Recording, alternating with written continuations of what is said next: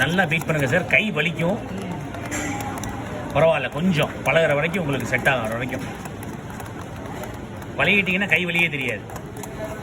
இனிஷியலாக பண்ணுறதுனால கை வலிக்கும். தொடர்ந்து ரொட்டேட் பண்ணீங்க இல்லையா,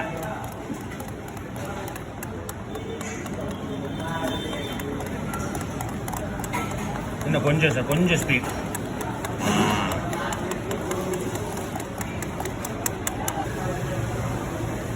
எதுக்கு கூல் பண்ணுறோன்னு புரிஞ்சுதா சார்? கிறிஸ்பினஸ் வரதுக்கு கூல் பண்ணுறோம்.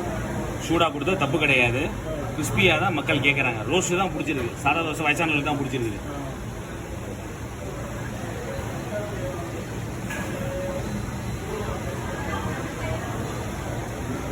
ஃபியூ செகண்ட்ஸ் போதும்.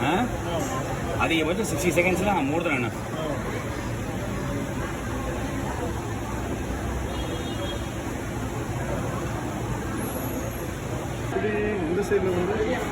எப்படி வேணாலும் வெட்டுங்க சார்.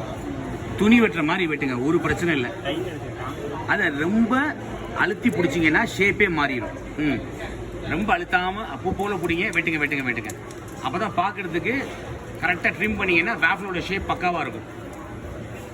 சுற்றி ட்ரிம் பண்ணுங்க. இன்னும் கொஞ்சம் கீழே ட்ரிம் பண்ணணும் சார். இன்னும் கொஞ்சம் இந்த பக்கம் இங்கே இங்கே இங்கே ட்ரிம் பண்ணுங்க. Very good sir, very good, very good sir.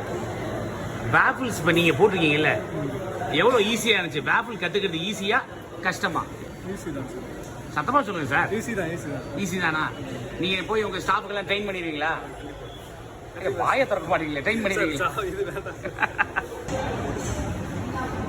இதை பாதியாக கட் பண்ணுங்க சார். இப்போ ஒரு இதில் வந்து நான் பாப்சிக்கல், ஒரு குவார்ட்டரில் பாப்சிக்கல் பண்ண போகிறோம். இன்னொரு குவார்ட்டரில் உங்களுக்கு பீஸா வந்து பீஸா பேபிள்ஸ் வந்து பீஸா டிசர்ட் பேபிள்ஸ் பண்ண போகிறோம். இன்னொருல வந்து ஒரு ஐஸ் வச்சு பண்ண போகிறோம். ஓகேவா? சிசரிங் பண்ணுங்க, சைடில் சிசரிங் பண்ணுங்க.